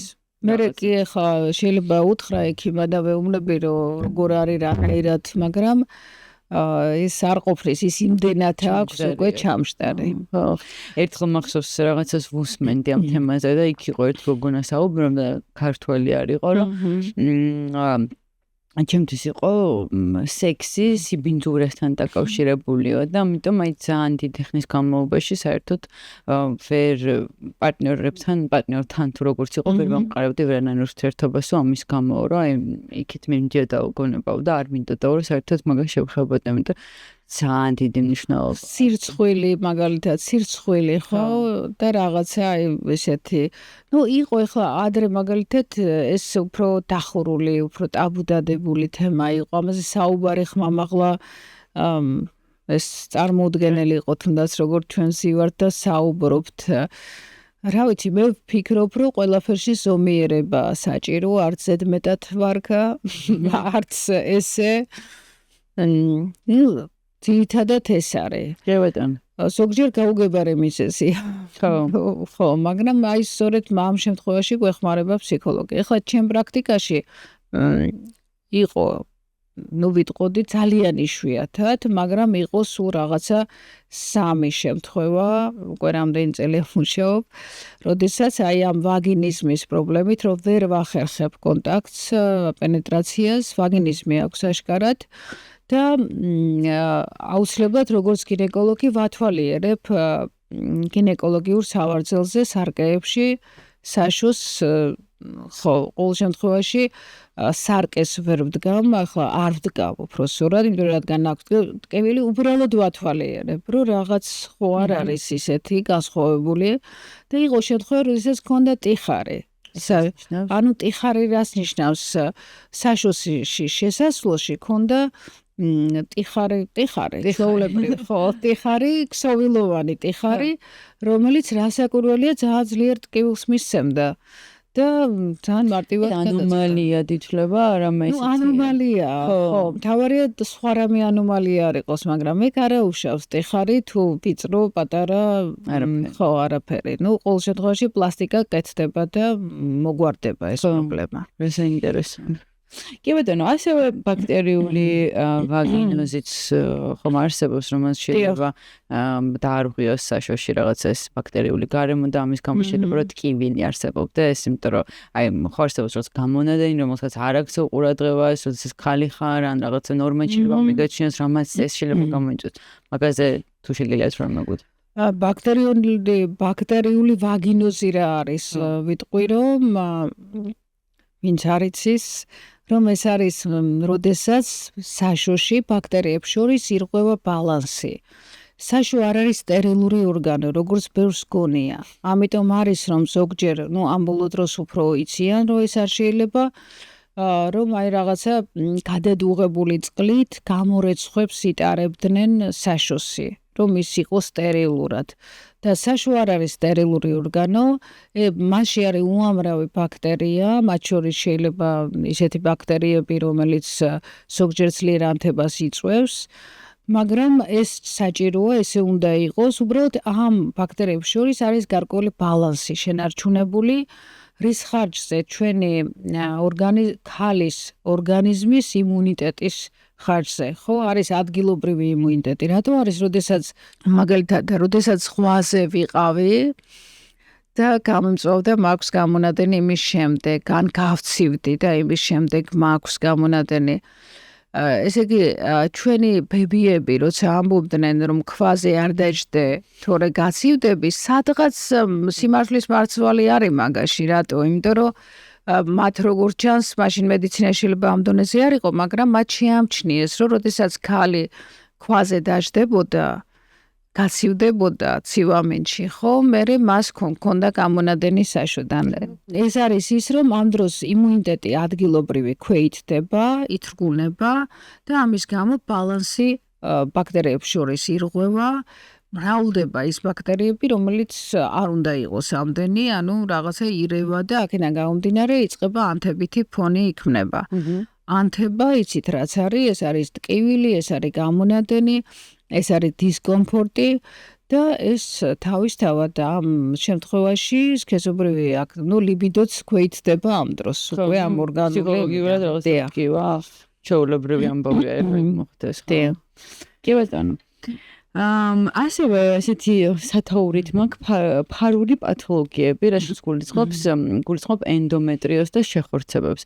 ჩვენ ვისა და როცა რაღაცა ესეთ შეიძლება ტკივილის გამომწვევი იყოს სექსუალური აქტის დროს და თუ სანამ კამერებს ჩავდგეთ, მე კითხეთ კიდეც. ბოლომდე ვერც გავიგე რას ნიშნავს მეთქი და თუ შეგვიძლია რომ მაგას დავიცავ, მაშინ ვიღაცას ეს მე მახსოვდა ეხლა უბრალოდ რო გავაგზელე, მე ვერ გადავედი. კაი ეხლა ვისაუბროთ კიდევ რა შეიძლება იყოს მიზეზი ტკივილის სქესობრივი კონტაქტის დროს. შეიძლება იყოს გარკვეული დაავადებები, მაგალითად ენდომეტრიოზი. ენდომეტრიოზი ძალიან ესეთი ფართო მცნებაა და არ უნდა იფიქრონ ქალებმა, რომ რადგან ენდომეტრიოზი მაქვს, ესე იგი მექნება ტკივილი ან თუ მაქვს ტკივილი ენდომეტრიოზი, ესე არ არის. თუ არის ენდომეტრიოზი, განსაკუთრებით ღრმა ენდომეტრიოზი და თუ არის ეს ენდომეტრიოზი მცირე მენჯის ღრუში, იმიტომ რომ ენდომეტრიოზი შეიძლება იყოს ბევრგან. შეიძლება იყოს საკვერცხეზე, ფილტვზე, ღვიძლზე, სადაც გნებავთ აბსოლუტურად ყველგან, კანზე შეიძლება იყოს. ყველაზე ხშირად მცირე მენჯის ღრუში ხდება და თუ ის არის ესეთი მწვავედ გამოხატული ენდომეტრიოზი, შეიძლება იწვევდეს ტკივილს სქესობრივი აქტის დროს. ასევე შეხორცებებს რაც შეეხება, შეხორცებები ეს არის თავისთავად შეხორცება არ არის პათოლოგია და რამე დაავადება, უბრალოდ განსაკუთრებით რაიმე სახის ქირურგიული ჩარევის შემდეგ, თუნდაც აკეისრო კვეთა ავიღოთ, ან ბრმანაძლავზე ხო აპენდექტომია, ბრმანაძლავის ოპერაცია, როცა ხდება მუცელზე გაჭრა, განსაკუთრებით ესეთი ლაპარატომიით, ანუ გაჭრეთი ოპერაცია და არა ლაპარასკოპიით, ხო ნახვრეთებით იქ შეიძლება ითქვას 100% შემთხვევაში ჩნდება შეხორცებები. და ეს არის ორგანიზმის დაცვითი რეაქცია ინფექციაზე. რომ არ შეიჭრას ინფექცია, თუ შეიჭრა ის ესე ვთქვათ ერთ ადგილას ლოკალიზდეს და ასე შემდეგ. ეს შეხორცებები რჩება მთელი ცხოვრება, ის არაფერში არ უშლის ხელს ქალს, თუმცა ზოგ შემთხვევაში შეიძლება გამოიწვიოს ის, რომ ვთქვათ, მილები დახუროს, ეს უკვე სხვა სფეროა, ანუ უშვილობა გამოიწვიოს მარტივად და ასევე შეიძლება გამოიწვიოს ტკივილი სქესობრივი კონტაქტის დროს. კითხავთ, იმიტომ რომ ვერ მივხვდი, მაგალითად თუ არ ვიცი რაღაცა მუცელზე რაღაც მაქვს და იქ შეხორცება მოხდა, სექსუალური აქტის დროს რატო იწვევს ტკივილს შეხორცება? არა, ეხლა შეხედეთ ესე პირდაპირ ნუ გავიგებთ. პირველ რიგში ვიტყვი იმას, რომ ტკივილი სქესობრივი აქტის დროს ყველაზე ხშირად ეს არის ვაგინიზმის შესაძლოა მსუბუქი სტადია ან რაიმე ანთებადი ფონი. აი, ძირითადად ეს არის. შეიძლება იყოს ენდომეტრიოზი, რაც შეეხება შეხორცებას, ეს არის ძალიან იშვიათი, ეს უნდა იყოს საშინელი შეხორცებები მუცლის ღრუში, ლამის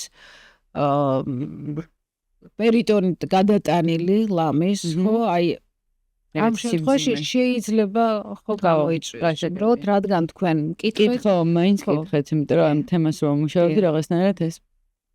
კი ბატონო, თქვენ ასე ვახსენეთ მენჯის ფსკერი ეს ავიგეთ ინტერნეტში თქვენც ესე ახსენეთ ხო მენჯის ფსკერი შეიძლება ხო და ასევე შემხვდა ამ მენჯის ფსკერის კედლების ხო, თუ სწორად მენჯის კუნთების ხო, რაღაცა ვარჯიშები არსებობს, რომელსაც ძალიან ისე ბევრი კეგელის ვარჯიში. ხო, კეგელის. ჯერ საერთოდ რო აღვხსნათ რა როლი აქვს, იმიტომ რომ ჩვენ ვფიქრობთ, რომ შეიძლება იქ ენდომეტრიოზიც იყოს, საერთოდ რა როლი აქვს ამ მენჯის ფსკერს, რატომ არის მნიშვნელოვანი? მენჯის ფსკერი ეს იგულისხმება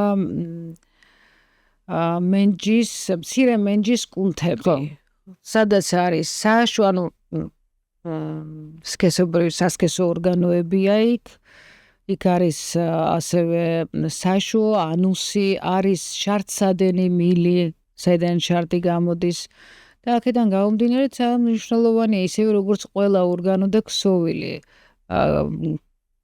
ქალის ადამიანის ორგანიზმში ზოგადად. ეხლა მცირე მენჯის კუნთებს დიდი როლი აქვს ქალის ორგანიზმში იმაზრით, ანუ ძირითადად ის რომ იქ არის შარტსადენი მილი, იქ არის საშო და როდესაც აი მაგალითად ჩვენ ვახსენეთ მენოპაუზა, როდესაც ესტროგენების ნაკლებობა, მაშინ ხდება უფრო სწრაფად მის ქსოვილის მოდუნება, ელასტიურობის დაქვეითება, გამოშრობა და ეს სწორედ ეს იწვევს რომ ხშირად აქვთ მათ დაწევა. აი მაგალითად არის რომ საშოს კედლების დაწევა, საშულოსნოს დაწევა, იქ იოგებია რომელიც ეშვება. ამას შესაძლოა ეს გაძლიერდეს აი მაგალითად თუ მრავალჯერ ნავშობიარები ხო ამ შემთხვევაში. ეს შეიძლება მოვატეთ გაწოდნათ, მაგრამ უცებ ვიკითხავ რა არ დამოვიწყეს. ეს შეიძლება მოხდეს დიდი სიმძიმეების აწევის ფონზე, რაღაც ესეთი რაღაცა. კი, სიმძიმეების აწევის ფონზე უფრო სიმძიმეების აწევის ფონზე. კი, აი მაგალითად ქალები ვარჯიშობენ, მე არაფერი წინააღმდეგობაში არ ვარ სიმძიმეებთან მოაჯდა ბევრჯერ გვისაუბრე ამ პოდკასტში რა ხელა მნიშვნელობა შეიძლება ქონდეს წონებით ვარჯიშს, მაგრამ სწორი წონებით ვარჯიში და არა ვთქვათ იმხელა წონის აწევა, ხო? იმიტომ რომ როგორც გავიგე, შეიძლება მოხდეს. იცით როგორია ზოგადად წონით ვარჯიში ძალიან კარგია და სასარგებლოცა ძალიან კარგია ქალისთვის, განსაკუთრებით მენოპაუზის პერიოდში, იმიტომ რომ ამ დროს მიდის კუნთის მასის შემცირება და ამ წონებით ხდება კუნთის მასის გამომუშავება და ეს კალორიების წვასაც ხელს უწყობს და ზოგადად არა მარტო სილამაზეს, არამედ ჯანმრთელობისთვისაც კარგია. მაგრამ თუ არასწორად მოხდა ვარჯიში, რასაკვირველია ეს მან შესაძლოა ცუდად იმოქმედოს და გამოიწვიოს დაწევა მცირე მენჯის ორგანოების.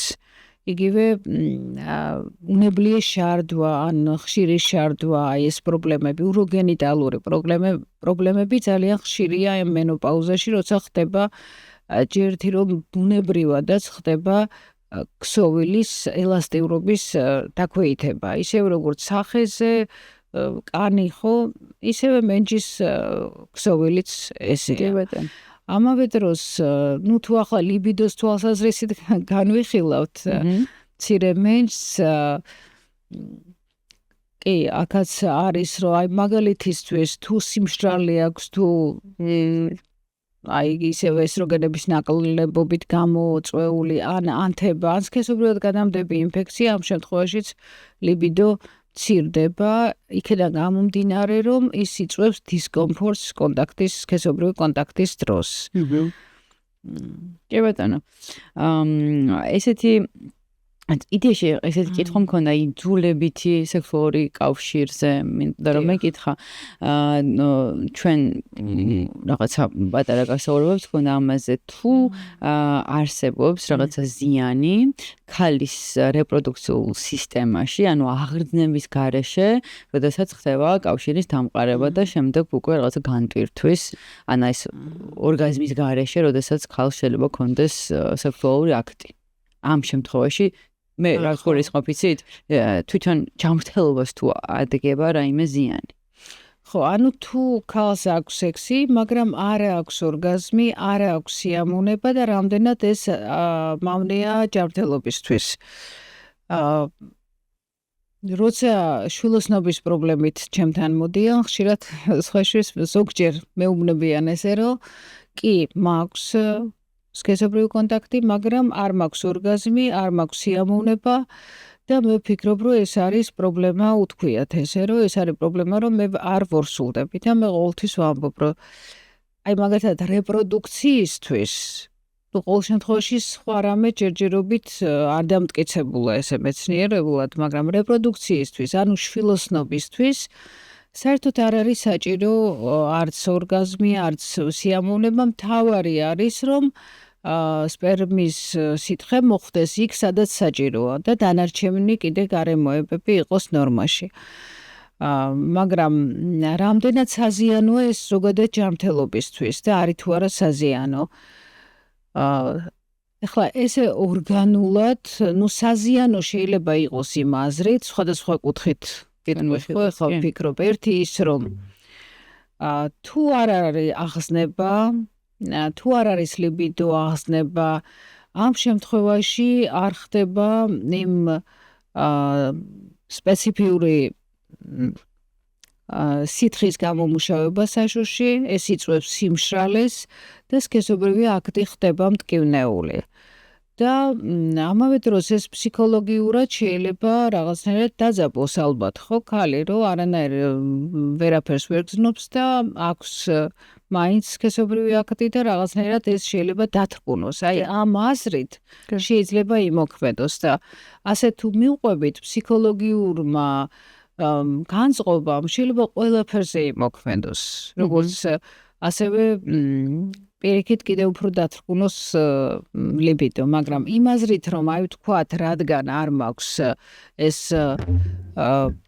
ორგაზმი, ან ლიბიდო და ამის გამო მე რამე დაავადება განვითარდება, ესეთი რამე არა, ესე დამტკიცებით დადგენილი არ არის მტკიცებითი მედიცინით. კი, მაგრამ მგონია რომ მნიშვნელოვანია იმასი თქმა, რომ უბრალოდ ჩემას ვიტყვი, რომ ქალს უნდა უნდოდეს, ამის სურვილი უნდა ქონდეს და მაშინ უნდა დაამყაროს სექსუალური კონტაქტი მის პარტნიორთან და ეს არ უნდა იყოს რაღაც არ ვიცი. უბრალოდ იმას მის სექსუალურ პარტნიორს უნდა და მას არ უნდა და რაღაც მხოლოდ მისი ამოვიდაზე იფიქროს რა. არის ეს პრობლემა არის და ეს ძალიან ესეთი, რა ვიცი, არის ძალიან ხშირია ესეთი შემთხვევები. კი. ჩვენს ქვეყანაში, შეიძლება ბევრ ქვეყანაში, არ ვიცი, მაგრამ ჩვენ ქვეყანაში მგონია რომ ეს საკითხი დგას. კი, აი ახლა ერთ რამეს კიდევ ვიტყვი, არ მახსოვს თუ ვთქვით იმის შესახებ, რომ აი საერთოდ თუ არ უნდა აუცილებელია თუ არა რომ კონდეს, ხო? მე მგონი ვისაუბრეთ ამაზე, რომ არ არის აუცილებელი. ხო, მაგრამ პრობლემა არის ის, რომ ყავს პარტნიორი, რომელსაც უნდა და ნამდვილად ეს ძალიან დიდ პრობლემას ქმნის. ეხლა ისიც ხო არ იქნება სწორი, რომ ქალმა თქვას, რომ იცი რა, მე არ მინდა, მე ხო იმას უნდა, ხო, ანუ ოჯახი, ხო, პარტნიორები, ოჯახი, ეს არის ერთი მთლიანი და იქ რაღაცა ბალანსი უნდა იყოს და თუ ამას ვერ ახერხებს რომელიმე ერთი მხარე, ძალიან რთულია ეს აისახება უკვე ზოგადად ურთიერთობას. ხო, მაგ მხრივ აი ბალანსი სწორად თქვით რა, როგორც მამაკაცმა ჩემი აზრით უნდა გაითვალისწინოს ქალის თუნდაც ის ციკლი, რასაც ვისაუბრეთ და იმ ჩაიწეროს ხო, იმ პერიოდში თქვათ კონდეს ინიციატივა ურთიერთობის, ასევე ქალის შემთხვევაში თუ ესეთი პრობლემა დგას, ანუ სპეციალისტს უნდა მიმართოს და ალბათ რაღაცა თუ მოგვარებადია, უნდა მოგვარდეს და საერთოდ სურვილი აქვს, მაშინ პარტნიორიც აღარ უნდა ყავდეს, რომელსაც აქვს სურვილი, ხო? ალბათ ესეა. კი ბატონო, თქვენ მუშაობთ თქვენს კლინიკაში პლასტიკაზეც. ჩვენს კლინიკაში მე პირადად პლასტიკაზე არ ვმუშაობ, მაგრამ ჩვენი კლინიკა მუშაობს. ეს არ არის ჩვენი მიმართულება ძირითადი, თუმცა ჩვენი ქირურგი, გინეკოლოგები ამას აკეთებენ. ხო, აი რა გითხრა მინდა ესეთ ინტიმური პლასტიკა არის მხოლოდ რაღაცა ვიზუალური კორექცია თუ იქ გრძნობელობა, გრძნობელობის გამოსწორება ხდება, შეიძლება რაღაცა ლორწოვანი ან რაღაცის არ ვიცი სწორად როგორ აქვს მედიცინაში ხდებით რასაც გულის. დიახ, არის გრძნობელობა ეროგენული ზონებში, გრძნობელობის მომატება ხდება თუ არა. კი ბატონო. იცით რა არის პლასტიკა, როდესაც ჩვეულებრივ ფორმა იცვლება, როგორც სახეზე ვთქვათ, ცხვრის ოპერაცია, თვალის და ასე შემდეგ. არის ასევე, ჯიზონის აუგმენტაცია, გაგიგიათ ალბათ, ჯიწერტელის აუგმენტაცია, ეს რა არის? და საერთოდ რა არის ჯიწერტელი? ჯიწერტელი ხო ზოგი ამბობს, რომ არ არსებობს ჯიწერტელი, არა არსებობს ეს, მოკლედ ამაზე სულ მიდის კამათი. და ჯიწერტილი რატო არის კამათი? იმიტომ რომ ჯიწერტილი როგორც ესეთი რაღაცა ორგანო არ არსებობს გამოკვეთილად, ანატომიურად, რომ დახატო ან დახაზო, ან არ არის ეს ჰორმონი, ვთქვათ, რომ დაადგინო, რომ ნამდვილად არსებობს, უბრალოდ არის ერთი წერტილი, ერთი ადგილი ქალის სასქესო ინტიმურ ზონაში, წერტილი, რომელიც არის უფრო მეტად გრძნობიარე ვიდრე სხვა უბნები. და ამიტომ არის ეს ესეთი აზრი ამის შესახებ, რომ თუ თქვათ თუ იმ ზონის გრძნობელობა დაქვეითებულია, ზოგადად როცა ლიბიდო დაქვეითებულია, რასაკვირველია სხვა ფაქტორების გათვალისწინებითაც, ეს კარგ ეფექტს იძლევა, როდესაც იმ წერტილში შეგვყავს სპეციალური ფილერი, ჩვეულებრივი რაღაცა ნივთიერება და გრძნობელობას კიდევ უფრო ზრდის. ეს წერტილი, ჯიწერტილი შეიძლება ქალს არ კონდეს, ხო, ეს რთული დასადგენია. იცით როგორ უნდა დაადგინო ის უბრალოდ ჯიწერტილი იმ კონკრეტულ შემთხვევაში ჩვენ ვიცით სად არის ჯიწერტილი 99% აქვს, ხო 95% ეს ჯიწერტილი, ყველაზე ეროგენული ზონა, ისევე როგორც ეს მდებარეობს თუ გაინტერესებს საშოს წინა კედელზე, საშოს შესასვლელში მის წინა კედელზე. იქვე არის კლიტორი, ასევე კლიტორი არის ეს უკვე ორგანოა, ნამდვილად არსებობს, რომელიც არის მგრძნობიარე, ზედმეტად მგრძნობიარე, ეროგენული, ყველაზე უფრო ესეთი ეროგენული და ყველაზე უფრო გრძნობიარე სხეულია, ორგანოა და სხვათა შორის ასაკის მატებასთან ერთად იქაც ან ზოგადად არის ხოლმე ეს თავისებურებაა, რომ ეს კლიტორი არის დაფარული, ვთქვათ, ქსოვილით, იმის გამო რომ ვთქვათ, ელასტიურობა დაქვეითდა და ასე შემდეგ და აქაც ხდება ეს პლასტიკური ოპერაციები იმისთვის, რომ კლიტორის მგრძნობელობა გაიზარდოს, გამოთავისუფლდეს, ვთქვათ, იმ დაფარული ქსოვილისგან და ასევე ჯიზონაში, ეხლა რას გითხარით, ეს ნივთიერების შეყვანა მგრძნობელობის მოსამატებლად, მაგრამ აქ რა არის მნიშვნელოვანი, რომ თუ ვთქვათ, არ აქვს ლიბიდო, არ აქვს ორგაზმი, გააკეთე ეს, ვთქვათ, აი მარტო ერთი მიმართულებით არ უნდა შევხედოთ ამ პრობლემას, როგორც ვახსენე, აქ არის ჰორმონები, რომელიც აქ მონაწილეობს ამ საკითხში, აქ არის ფსიქოლოგია, ურთიერთობა პარტნიორთან, აი მაგალითად თუ მას არ უყვარს თავის პარტნიორი, ხო, არ აქვს ხო, ჩვენ თქვით, რომ ამბობს ქალი, რომ ძალიან მიყვარს, მაგრამ არ მინდა, რატომღაც და არის რომ როგორც ვთქვათ, იშვიათად, მაგრამ ჩვენ პრაქტიკაში მქონია, რომ ამბობს, რომ რაღაცნაირად აი როგორც კაცი ვერ არის იდავს და აქედან გამომდინარე. იქ რაც არ უნდა გააკეთო კლიტორზე თუ ჯიწერტილზე ოპერაცია ვერ უშველი ამ პრობლემას, იმიტომ რომ აქ სულ სხვა მიზეზია. გასაგები. კი ბატონო, აი ორგაზმის რო ახსენეთ იდეაში ხე ჩვენ რასაც ვისაუბროთ ბევრჯერ შევეხეთ რა ორგაზმ და სადღაც უსმენდი რა არ მახსოვს ისე ქართველი იქნება რომ რაღაც სექსოლოგი მე მგონი რომ ეს ანორგაზმია ქვია ხო თუ სწორად სერიოზული თემა არის საქართველოში და ბევრი ხალი ასე ვთქვათ მაგ ამბავს განიცდის შეიძლება ითქვას რომ ზოგმა საერთოდ არ იცის რომ უნდა განიცადოს ხო ორგაზმი განიცადოს თქვენთან თუ მოსულან ესეთი ადამიანები და რო ვთქვათ რაღაც არ ვიცი მე მესმის რომ მედიცინის თვალსაზრისით ან შვილოსნობის თვალსაზრისით შეიძლება მას არა აქვს ხო კონდეს მაგრამ რაღაც ალბათ შეიძლება ცხოვრების ხარისხის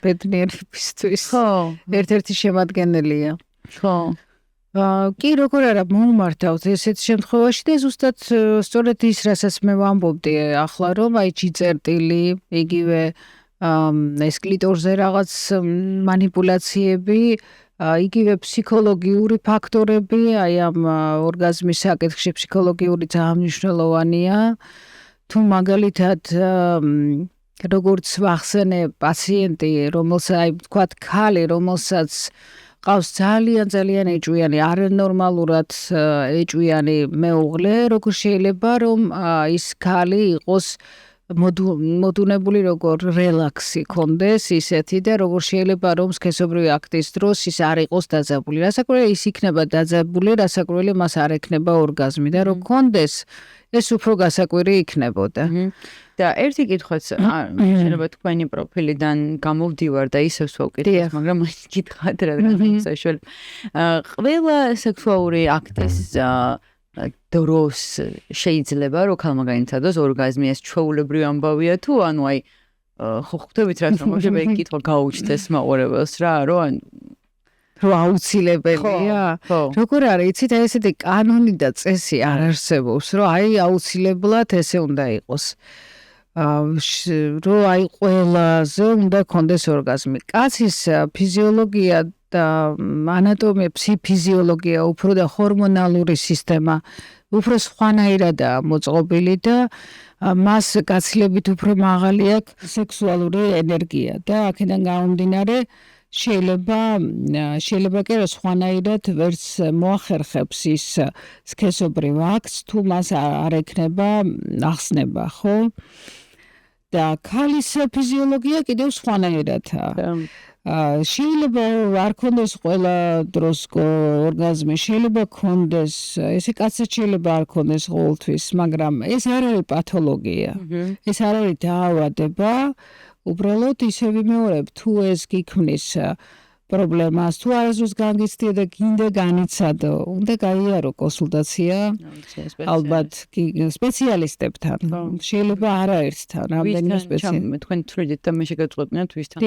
გაიაროს უნდა გაიაროს ფსიქოლოგი სექსოლოგი ახლა ფსიქოლოგია ზოგადად ძალიან ფართო მცნებაა და არიან ფსიქოლოგები უფრო ვთქვათ ოჯახურ რაღაცას იმაზე მუშაობენ ან ძირითადად მაინც ფსიქოლოგი სექსოლოგი არის ფსიქოლოგიაში მიმართულება რომლებიც მუშაობენ სწორედ ამ პრობლემაზე ანორგაზმია ვაგინიზმი სხვაშორის ჩვენ გვყავს ესეთი ფსიქოლოგი კლინიკაში იმიტომ რომ არის ამის მოთხოვნა ძალიან ხშირად ჭირდებათ ესეთი ფსიქოლოგი და ძალიან წარმატებულად განსაკუთრებით ვაგინიზმის პრობლემაზე გარანტირებულად აქვს შედეგი მართლა ესეა იმიტომ რომ ეს ისეთია მოგვარებადი პრობლემაა სხვათა შორის ეს უნდა გვეთქვა რომ ცოტა დავაიმედოთ რომ ვაგინიზმი აქაც ვიტყვი გავიხსენებ 7 წელი წყვილი იყო ერთად მეუღლე კაცი ქალი რომლებიც მოვიდნენ და ქალს ჰქონდა ვაგინიზმი 7 წლის განმავლობაში ხო როგორია არის 2 წელი არის 3 წელი და პრობლემა კიდე რა არის იცით რომ მათ გონიათ რომ როგორი თემაა ახლა ამაზე ვერ ისაუბრებ ხო საკუთარი ოჯახის აი დედას მამას ან დაასაც კი ვერ ეტყვი ამას უმეტესად არ ეუბნებიან, იმიტომ არის ესე დამალულად, ვთქვათ 3 წელი, 4 წელი, ან 1 წელი. ხო, რომ ვერ ახერხებს კონტაქტს. და აი ესეთნაირად ითმენენ. და პრობლემა იმაშია, რომ ესე იგი არიციან ვის მიმართონ. ანუ პრობლემაა, რომ არ აქვთ ინფორმაცია, რომ თურმე შეიძლება ამის გუნა. მათ გონიათ, რომ ეს მხოლოდ მას ჭირს.